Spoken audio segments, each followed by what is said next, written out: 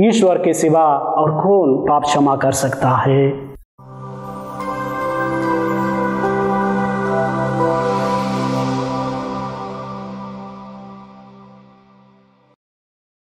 ख्रिस्त में प्यारे भाइयों और बहनों, प्रभु को मारने के लिए अनेक प्रयास किए गए थे।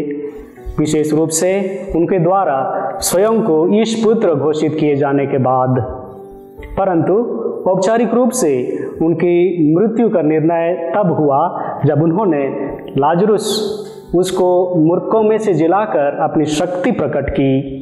प्रभु के प्रति फरीसियों, शास्त्रियों और मंदिर के नेताओं को घृणा और विरोध भीतर से बाहर की ओर प्रकट हो रहा था, जैसा अधिकतर मानव हृदयों में लक्षित होता है।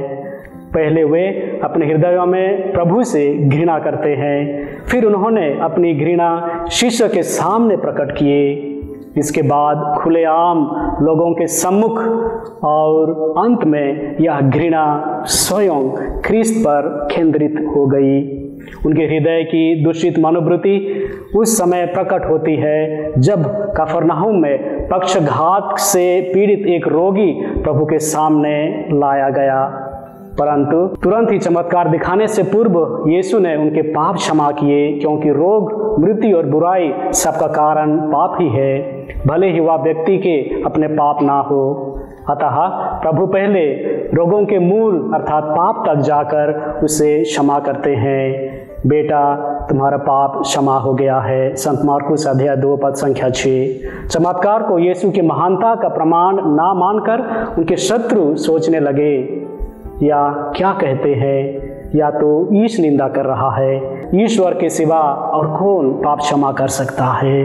प्यारे भाइयों बहनों, आज के सुसमाचार में हम देखते हैं कि यहूदियों ने यीशु से पूछा, कैसे वह अपने मांस हमें खाने के लिए दे सकता है। जवाब है, वह ईश्वर का मेमना है, वह बलि का मेमना और पास्का का मेमना भी।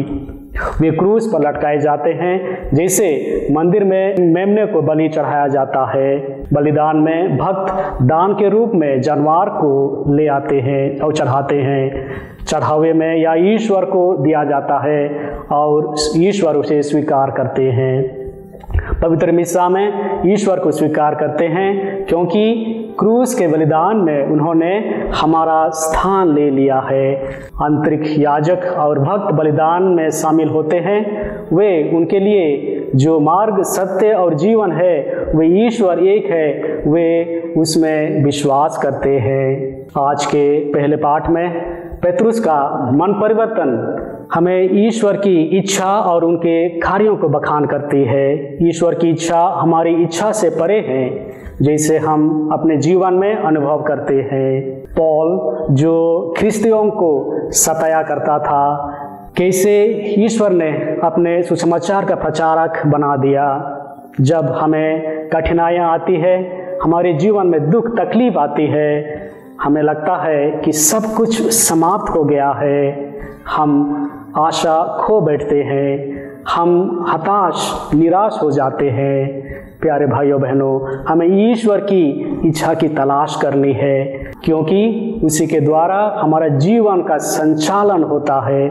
ईश्वर ही हमारा जीवन का केंद्र बिंदु होना चाहिए। आइए आज हम इस कृपा के लिए ईश्वर से प्रार्थना करें। आमीन।